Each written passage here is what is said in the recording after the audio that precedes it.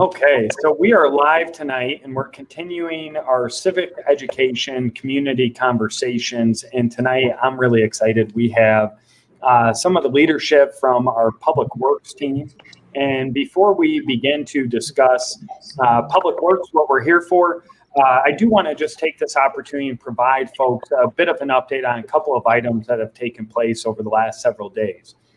Number one, just yesterday, our Fire and Police Commission, which is made up of the chairman, Sam Schmitz, Rudy Valdez, and Ingrid Hargrove, just named our interim fire and police chief. And the interim fire chief is Bob Ortiz, who has just been a wonderful fire department employee for more than 25 years. And Randy Burke was named interim police chief, who I believe has been on our police department for 27 years, has great experience, was previously the District 2 chief. So we're really fortunate to have both of those individuals step up in these leadership roles during this critical time. The Fire and Police Commission also announced that they will be doing a nationwide search and will have an outside consultant walking us along with us through that process. Second thing I want to mention, and I know Mitch is excited about this, is Arbor Day is tomorrow, and we're hosting a tree giveaway on Saturday. So I want to encourage those who are watching tonight that you can stop out at two locations this Saturday from 8 a.m. to 2 p.m. as long as supplies last, and that is May 1st, 8 a.m. to 2 p.m. The two locations is Rock Valley College parking lot number 1, which is located at 3301 North Mulford, as well as Police District 2, which is located at 1410 Broadway. Two other quick items I just want to mention is yesterday I had the opportunity to be with folks from Alignment Rockford, Rockford Public Schools, the Rockford Park District, as we announced a really neat initiative called Live, Learn, Play, where we are really working to get every single child who lives in Rockford into summer programs and have those summer programs infused with education. We have more than 30 partners that are joining us in this effort, and we all know the trials and challenges that our young people have had this year, specifically with the COVID-19 pandemic, being virtual, being in the class. So a little bit of both or all of one. That's really trying on those kids. We want to infuse their summer programs and get them as engaged as possible, but infuse those with as much education so they don't have that typical summer slide. Last thing I'll mention, we can't have one of these anytime in 2020 or 2021 without mentioning COVID-19. So right now, we have no shortage of vaccine. We need our citizens to get vaccinated. You can now get vaccinated without having an appointment at the Sandy Hollow location, and you can do that from 12 to 4 o'clock. Really, without any appointment tomorrow, 12 to 4 o'clock at the Sandy Hollow location. You just have to be 16 years and older. So now that I've talked way entirely too much, I want to get to tonight's presentation. Really excited. We are fortunate tonight to have a discussion on public works, and I would encourage folks, if you do have questions, throw them in the chat and we'll get to as many as we can. We do have a list of questions submitted previously, so we'll start with those. But tonight we're really fortunate. We have Kyle Saunders, who is our Director of Public Works. We have Jamie Rott, who is our Water Superintendent. We have Tim Hinkins, who's our City Engineer, and we have Mitch Leatherby, who is our Street Superintendent. So Kyle, as Director of Public Works, I kind of want to start with you. If you could just tell me, what is the structure of the Public Works Department?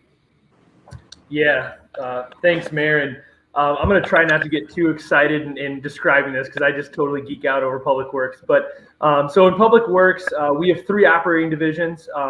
So you'll see division heads alongside with me tonight. So we have a street division, water division, and then an engineering division. Our department as a whole consists of about 165 people. We are just a little bit about what we do.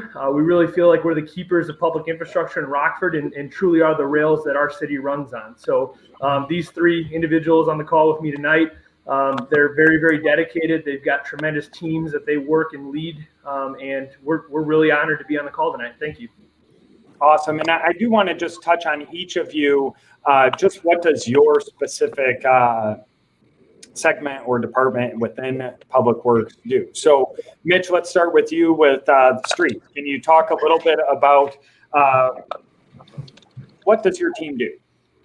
What are you in control of? I guess I get to go first for the operating divisions. Thanks again for having me.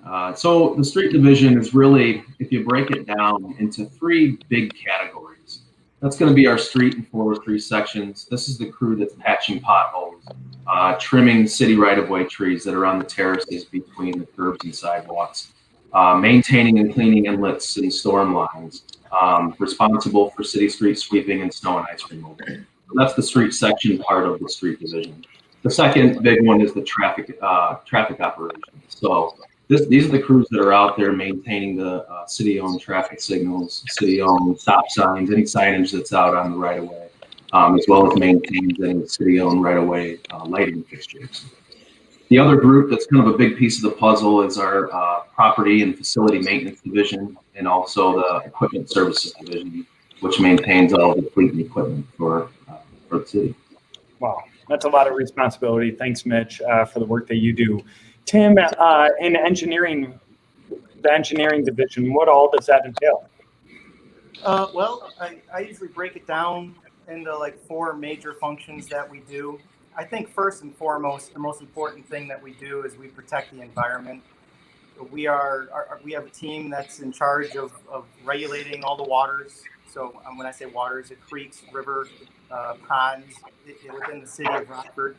When it rains, like it is right now outside, that carries trash and different pollutants and chemicals into our storm sewers and water. And we have a team that walks every creek and inspects every pond to make sure that we're keeping them as clean as we can and mitigating as much flooding as we can. We also have a traffic division. They're in charge of traffic safety and traffic flow around town. They also run our traffic commission, where they handle parking and other traffic complaints like stop signs. And I always like to compare traffic to stormwater because they kind of deal with the same parameters if you really think about it. You have flow, you have volume, and you have how much capacity does a road have or a pipe. I like, much like water, drivers seem to always want to take the easiest path and go as fast as they can down that path. So I always kind of kid the stormwater and the traffic team there. They also review developments. Say, just for instance, just a hypothetical, a giant casino were to come to Rockford in the middle of a vacant property.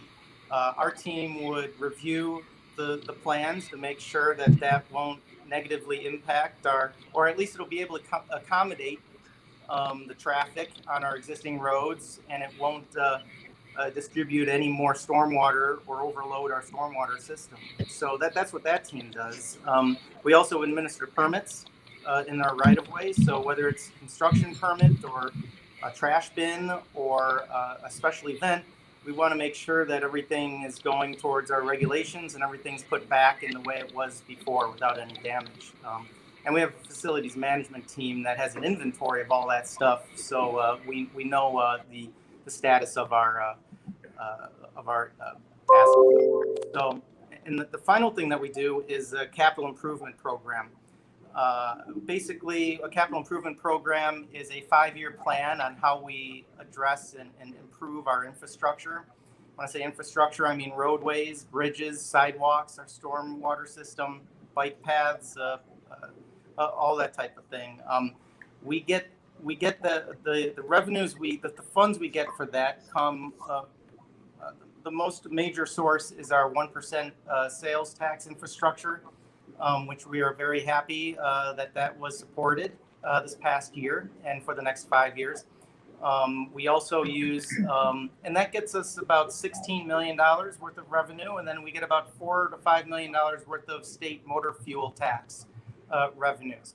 And when you put that together, you might think that's quite a bit of money, but when you look at when you have 800 miles of road, you have 800 miles of sidewalk, you have 35,000 stormwater structures in town. That money gets, there's a lot of need in the city that we have to balance that all out. And I also like to say that we we do all that work with I can't say enough about the engineering team here. Sometimes we might have to say no for the betterment of the city, but I hope that everybody knows that we're doing it, like I said, with the full city support.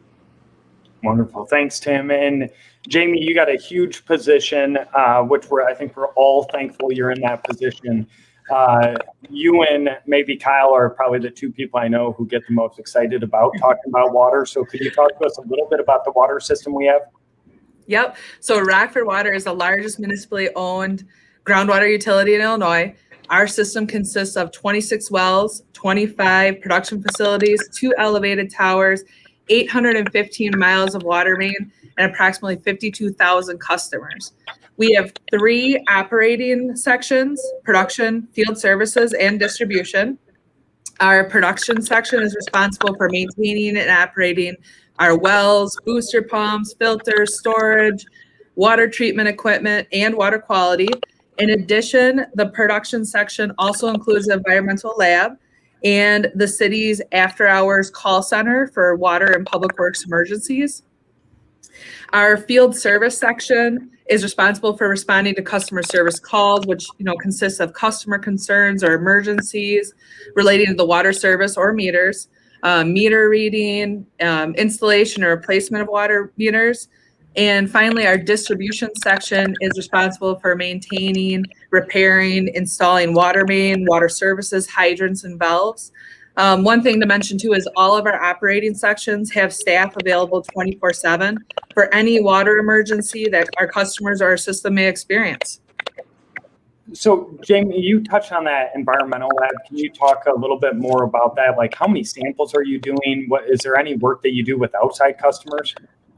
Yep. So our lab performs approximately 2,500 tests per month on our system alone to ensure that we're in compliance.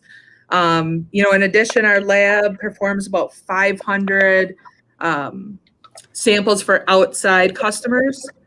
And right now we do quite a few tests in-house, but we do send a few samples to outside labs, and that's mostly for like our radium and our VOCs. Okay, no, that's really helpful. And Mitch, I do want to touch with you probably our favorite issue during this time of year, potholes. Talk to me about how many folks do you have on those crews? How many potholes will you do in a year? Can citizens report those on their own? What's the best way to ensure that a request gets in and it gets completed? Yeah, that's a very common request, especially this time of year. We've got a handful of crews that are out patching potholes every day. Year round, they're out there, spring, summer, fall, as well as the winter months. This dedicated group patches anywhere from 100,000 potholes a year to 120,000 potholes a year. Depending on the year, that can equate to about 3,500 tons worth of mix, asphalt mix that's applied. So these people are out every single day working hard. They're out in the summer months and the winter months. In the winter months, they're patching. If they're not patching, a lot of the time they're out plowing snow from the streets. And then in the breaks in the winter time, when they're not plowing, they're back patching potholes again. It can get to be a pretty vicious cycle, but they do a really good job. Anybody that has a request, there's multiple ways that people can put in a pothole patching request. One of the ways is through the web portal on the City of Rockford's website, or it can just be as simple as calling the street division. We call it the pothole hotline. That's 779-348-7260. That number can be reached any time of the day, 24/7. I would really recommend people call, though, during regular business hours between the hours of 7 and 3:30. It takes 30 seconds. A quick call, just give us the location where it's at, and we will have a crew out there promptly to patch the potholes. We know they're out there. We can't be everywhere at once. I think 1,700 lane miles roughly of road. Tim, is that where we're at? I think we were close to 700 to 800 center lane miles, but that ends up being about 1,700 actual lane miles of roadway that our crews maintain. So there's a lot out there. We know it. So if people call and just let us know where they're at, we'll be sure to promptly get to the service request and get them filled. Thanks, Mitch. And Tim, so we're going from potholes, which means that often means, not always, but means that roads need some love. So talking about the capital improvement plan, I believe this year is about a $52 million plan. How does our city go about choosing and selecting these major projects? For major projects, that typically has a lot of planning behind it. It's just not picking and choosing on a map or anything like that. I guess with anything, it starts with a problem, and then you have an idea on how to solve that problem. For major projects, that usually starts in the planning department and engineering department. We have a long-range plan that's managed by our regional planning council here in town, which gets a public consensus on long-range projects 30 years out. Major regional transportation projects are in there. We have our own local studies through our own planning department that we do. Like, for instance, we just completed our 11th Street corridor plan study. We have a Madison Street study. We have some downtown implementation study. And so those are planning documents that we use on what to choose. And those are usually very heavy on public involvement and public input, as well as stakeholder input, and good engineering judgment goes in on that. Once those projects are determined in our capital improvements plan, we'll go into the preliminary engineering phase, which usually investigates traffic, investigates environmental impacts to it. And then obviously we get public engagement at that time too. And then we go into design and then construction. So sometimes you might see some projects a couple of years out, and that's usually the reason. It takes a lot of planning, a lot of engineering, and a lot of public input along the way to get these projects going. Excellent, thank you. And we do have a good question. Amanda says this may be unrelated, but I don't think it really is.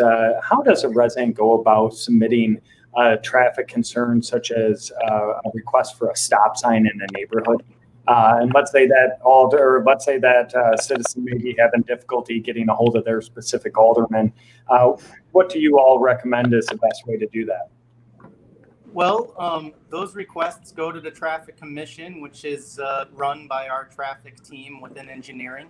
I would recommend either submitting an online request through our online portal on our website, or just giving our engineering division a call, and we usually get back to you within 24 hours, 24 business hours, so, or, one business day. So that's where we would come out and we would look at the situation. We typically study for a stop sign, for instance, we would study the intersection to see what the traffic volumes are and any other environmental factors.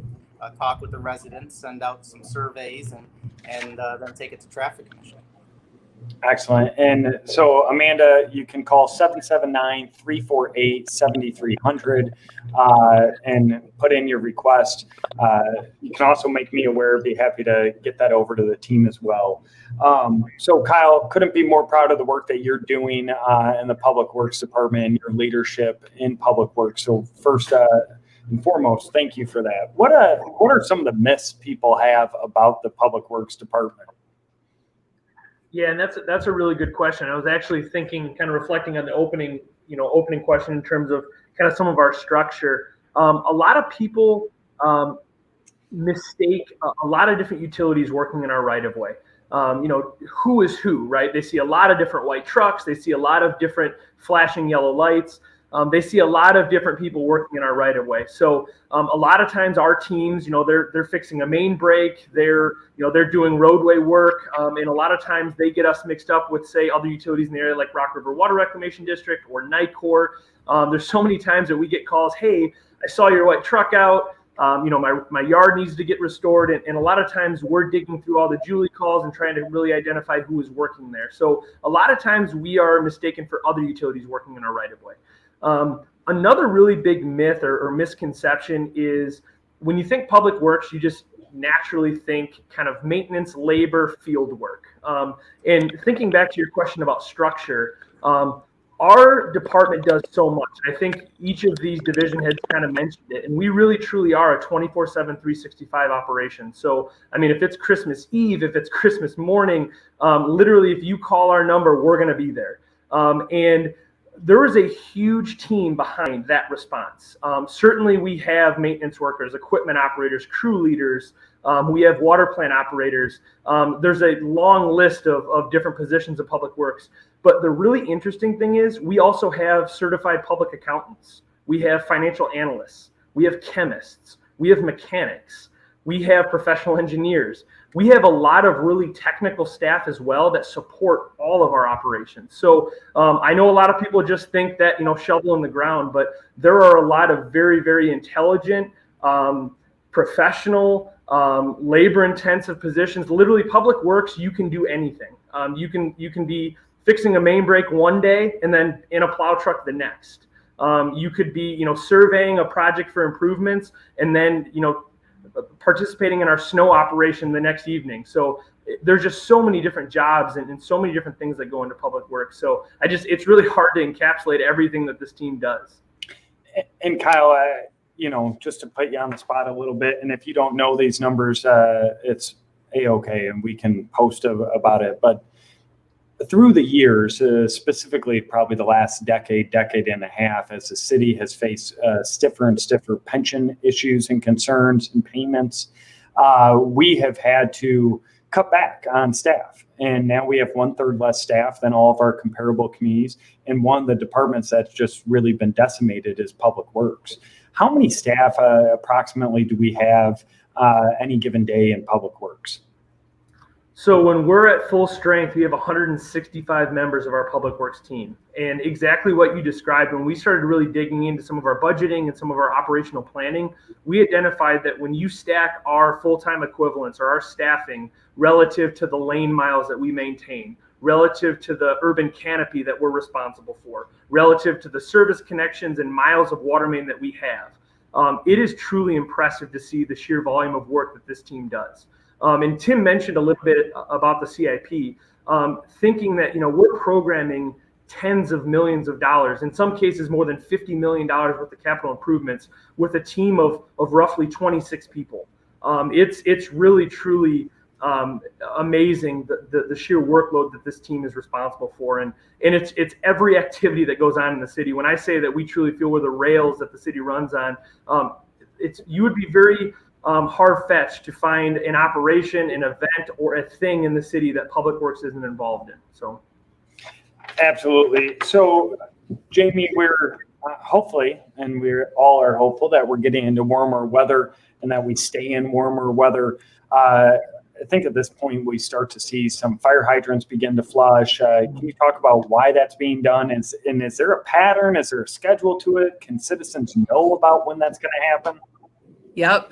Yeah, it is. Yeah, right. Hydrant flushing season is upon us. So hydrant flushing is extremely important, to our system. Not only does it allow us to, verify that the hydrant is working properly, it allows us to do some maintenance on that hydrant, and make repairs, but it also allows us, when we're flushing, to remove any minerals and sediments that may have built up in the main over the year.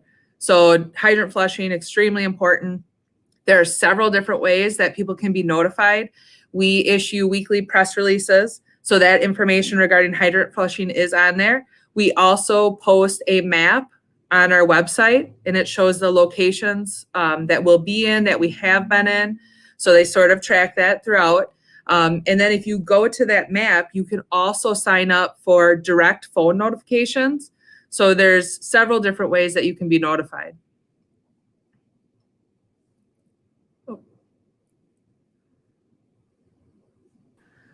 Oh, I'm sorry, Mary, you're on mute.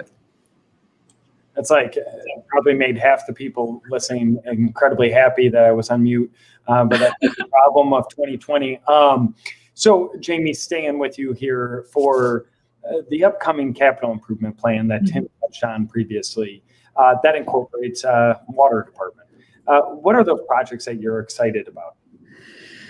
We have several exciting projects coming up, but I would say two that I'm most excited about is Well 39 and our Phase 3 lead service line replacement program. So well 39 treatment addition is currently out to bid, and it's located on Springbrook Road, just west of Bell School. And getting this well back online with treatment addition, it's exciting. It's a large project, but when we're doing this, we're continuing to support the development that's occurring in that area, and we're also treating it. So now we are going to meet our IEPA radium concentration compliance regulations. So it's an exciting project. It's a large project. Anytime we're doing treatment addition at a weld site, it's always exciting times. The other project that we're pretty excited about is our lead service line replacement program. This is phase 3. Over the last 3 years, we have sought and secured principal forgiveness loans from the IEPA. And the first 2 years, we were able to secure $2 million each. And this year, we were able to secure $4 million. And that project we're hopeful that it'll start in the next month or two. And we're also hopeful that it'll impact about 400 customers. So we're excited to get the lead out. So when you're talking about that, and you are the most excited person about these things that I know. When you're talking about that, you're talking about the lead service lines for both the public and the private. And Yep. How are those private folks covering the cost of this, or are we covering that? Yeah, so with this program, with the phase 3 lead service line replacement program, or all of our lead service line replacement programs, anytime that we cause a disturbance on the line, so whether it's a water main replacement program, it's a break on the right of way, it's us doing some kind of work on that line, that customer, if they have a lead service line, qualifies for the program, and it's a free lead service line. So a lot of times what happens is we're in the area, people receive the notification on their door or in the mail, and then they sign up for that program, and we get them on that list for a full lead service line replacement. So it is, once you're qualified, it's a free service. Yeah, that's remarkable. And I just would mention, kind of set you up for that, because I was at I'm on the Illinois Municipal League Board, and we've been talking a lot about the Illinois Black Caucus's bill to repair lead service lines. And again, thank you, Kyle, for your leadership on that issue and helping me with it. We are so far ahead of so many municipalities, and so many are jealous of the fact that we are actually already covering the cost for our citizens. It is really, we are in the minority of those municipalities who are covering that cost. So Jamie, great leadership. And again, just thank you. Our citizens are really fortunate for the work that you're doing behind the scenes and your excitement about things like that. So Tim, you're back with us. You've had some technical issues. We're happy that you're back. Couple of quick questions. I'll try to get them to you quick in case you do have other technical issues. One is, I hear a lot, I want speed bumps. I want more stop signs. Talk to us specifically about speed bumps, because I think every alderman gets that question at almost every public meeting. I am asked, why can't I just have more speed bumps? Well, yeah, we can. Sorry for the technical difficulties here, but I think I'm back and live, and I think everything's good now. With speed bumps, they can be effective at the location of the speed bump themselves. We usually don't recommend speed bumps as a slowing down type of feature for a couple of reasons. They might slow you down at the speed bump itself, but just like my water analogy, traffic is going to find a way to get there on time. And if you're going to slow them down with the speed bump, they're going to speed up in between the speed bumps. One of the other issues is that if you're putting in a speed bump to inconvenience drivers, but you're also inconveniencing emergency vehicles and our plowing and other important vehicles that need to efficiently move down the road. So they're also loud to the immediate neighbors that are next to the speed bump. There's other ways, and when residents might want to look at a speed bump for slowing traffic, we have other ideas in our engineering department that we've put out there and implemented that we think would be better more effective than speed bumps. Excellent. Quick thing for you, Mitch. I know that we have Arbor Day tomorrow. We're giving away trees on Saturday. but do we have a tree replacement program in that right away still? We do. We've had an established reforestation program for quite a few years now. So if you're a resident of the city of Rockford and you would like a tree planted in the right of way in front of your house, and again, that right of way is typically the area between the curb and the sidewalk. Not all homes in the city have a sidewalk. So if you happen to be a household that doesn't have a sidewalk, we can check and see what the distance is in the right of way to see if it's a suitable site for tree planting.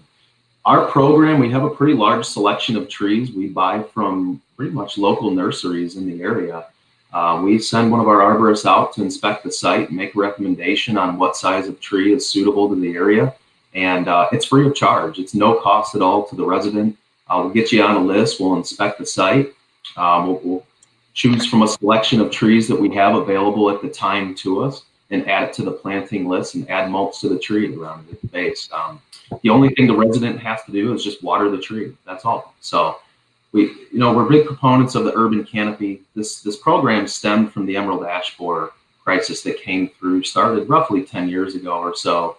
We lost anywhere from 7,000 to 8,000 ash trees within our right of way. So the inception of the program, the purpose was to really try and replenish what we lost with the ash trees from the emerald ash borer. So it's a good program. Anybody that would like a tree, feel free to call the same number, 779-348-7260 to get on the list for a free tree.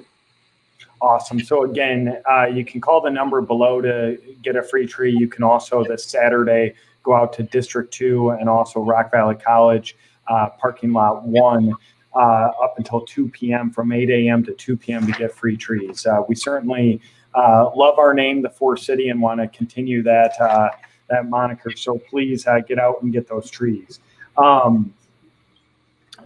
Quick question. So I don't know if this goes to Mitch and or Kyle, but I really don't want to ask anyone about snow operations because I don't want to jinx us.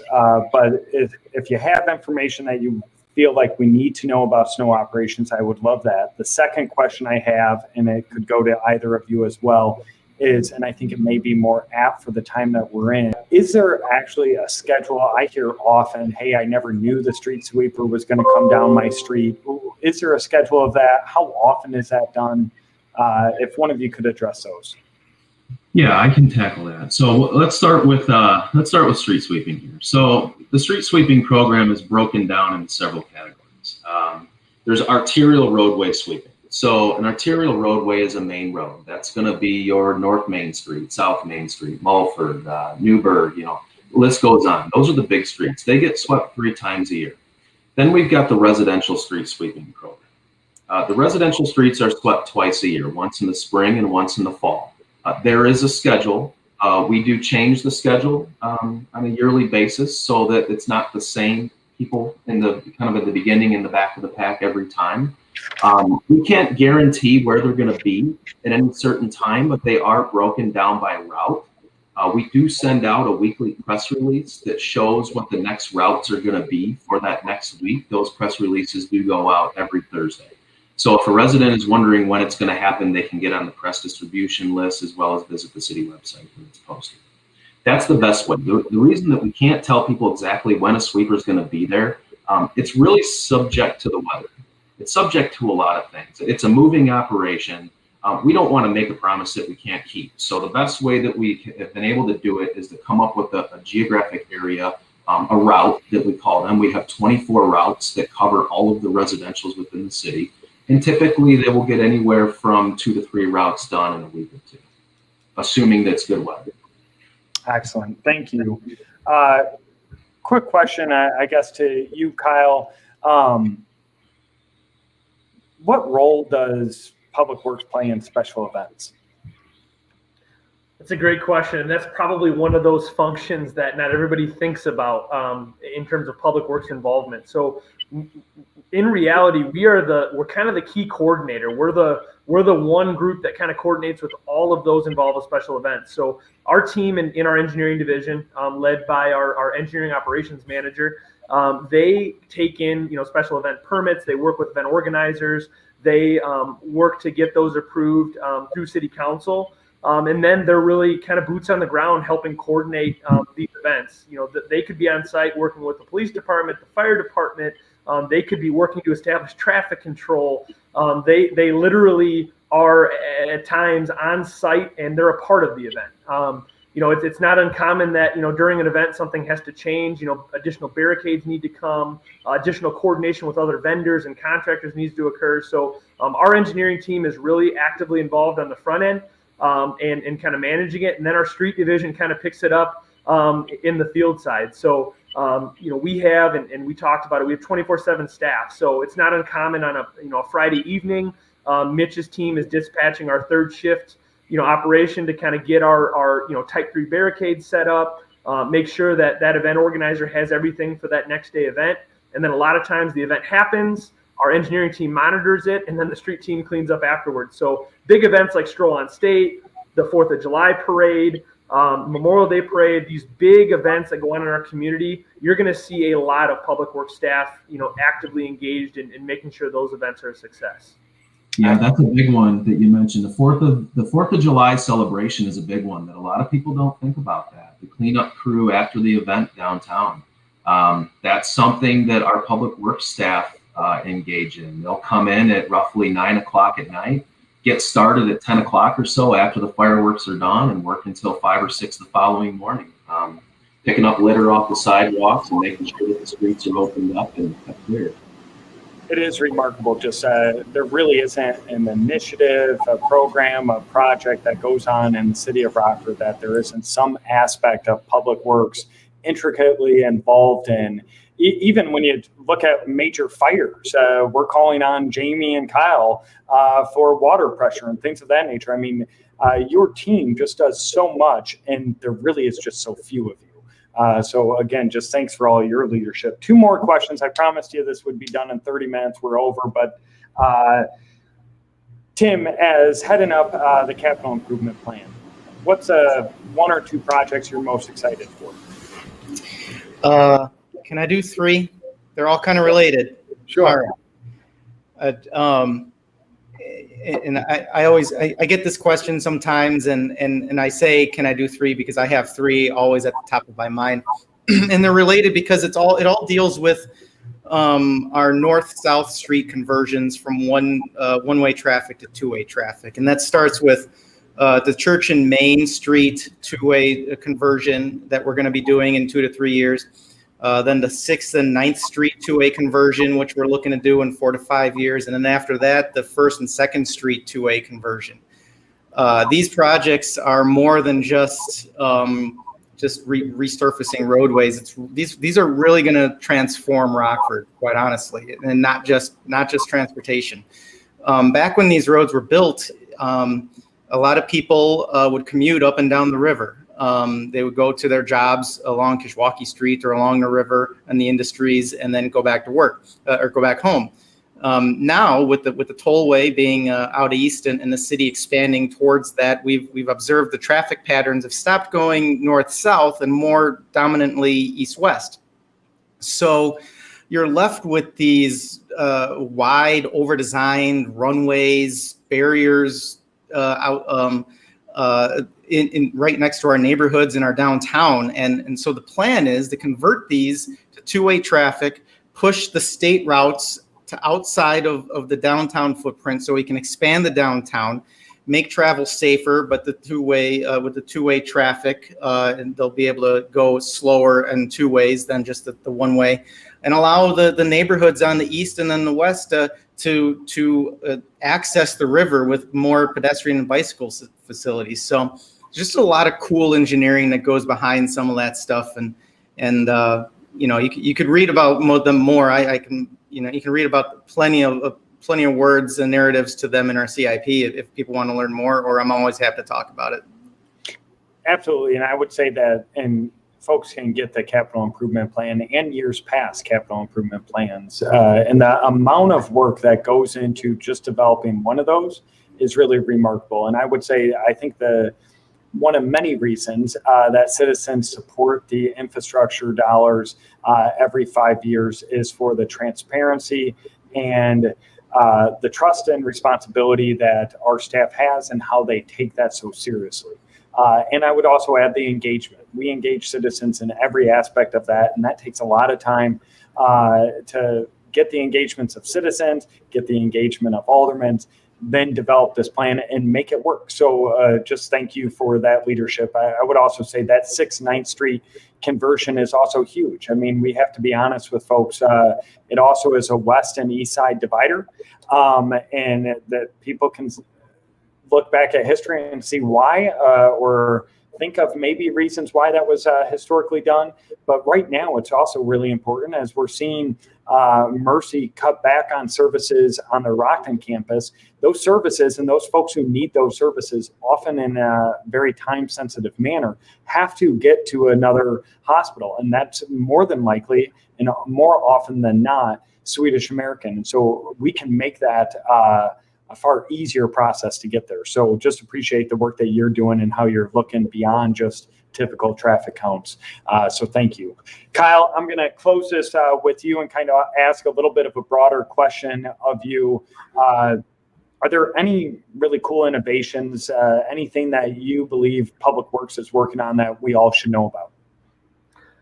So yeah, and kind of circling back to the fact that, we operate with 1/3 fewer staff, we have to be really creative and innovative in terms of how we operate in each of these groups. So I'm going to kind of try to touch base on, each division, because I think they're all doing really great things. And I'm going to totally miss the 900 things that they're working on. But in the water division, Jamie was really, really humble in her description of lead service line replacement.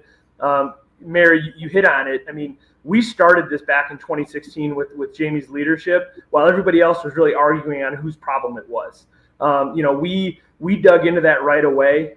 We started, replacing those service lines in full, from the water main all the way into the meter. And one of the things that we identified in that operation is we could not continue to sustain this idea of open cut excavation, right? Us actually ripping up every road and running that pipe all the way into the house. So the water team sat down in the conference room. I remember I was a part of the discussion and said, we kind of posed that question, how do we do this? We've got 19,000 lead service lines that obviously we need to tackle. How are we going to do this? And Jamie and her team looked at it and said, hey, open cut excavation's not it. We started looking at directional drilling, and it's a really cool technology that when you think of underground construction, this really allows us to run hundreds of feet, a lot of times 100 feet of water service line. We make that tap in the street, we push it underground without disturbing front yards, without disturbing foundations. We make that connection in the basement. We backfill, restore, and nobody even knows that we were there. A lot of the other stuff that Jamie's doing on lead is, they developed an interactive lead service line map that if anybody wants to know what the service line material is made of at their home, they can just put in their address, visit our website, and they'll actually get all the information we know on the makeup and material of that service line. So lead and Jamie, I mean, they run a super technical operation with SCADA and radio telemetry and all that fun stuff. So I'm not going to belabor that side. But I know engineering and street, they're also really pushing innovation. Engineering, Tim spoke about, obviously the need to continue to reinvest in public infrastructure. One of the really cool things that engineering is looking to do is actually implement a decision support software that's going to help our staff be able to identify where that segment of pavement, and we're talking literally every square foot of pavement in Rockford, what is the best treatment for that road? Right? Not all roads are created equal. Not all of them are in the same, the same phase of their useful life. So a lot of times it's not just mill and resurface. There's other treatment technologies that the engineering team are looking at and evaluating. So his team's actually, they have vans out right now driving every single street in Rockford. They're going to take that data, import it into this decision support software, and they're actually going to be able to export a capital improvement plan that our staff can then look at how best to implement that. So we're really excited because when you look at staffing, if we can help utilize technology to get really good outputs, we can then implement and make sure that we're spending the right dollars in the right places. And then Mitch's team, again, they're really pushing innovation, and I'm really excited. And I know we don't want to talk about snow and ice, but I'm going to go there just because I'm kind of geeking out on what Mitch is doing on the snow and ice front. So he's kind of piloting two technologies. He's piloting One of the conversations that a public works director and a street superintendent have just about every day, if not several times a day, is how much salt do we have in the dome? And that's really important because obviously that guides Mitch's decision-making process, and it certainly makes my boss happy when I can make sure that he knows plenty, we're good. So actually, just in the past couple of days, Mitch actually worked to install these, and I'm going to totally murder exactly what they are, but they're these like 3-dimensional cameras, and he installed them in our salt dome, and they're actually going to be able to tell us exactly right now how many tons of salt we have in the dome, be able to trigger notifications to Mitch so he can make decisions on when to order. It's going to be nice green, yellow, red bars to, hey, we're in good shape, or you know what, we got to make sure we get that order in.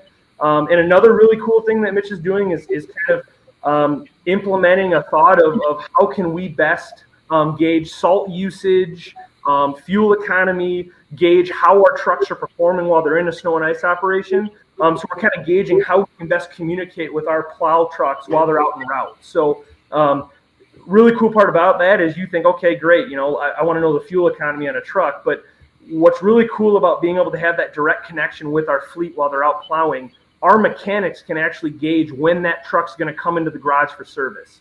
They'll know it through an error code, which means that they can jump on that truck quick, get it back in service, and then obviously get back into the snow and ice operation. So I could probably go on for the next 4 or 5 hours, but I'm going to leave it at that. And this team is really, really pushing the status quo. So I'm really privileged to be a part of it.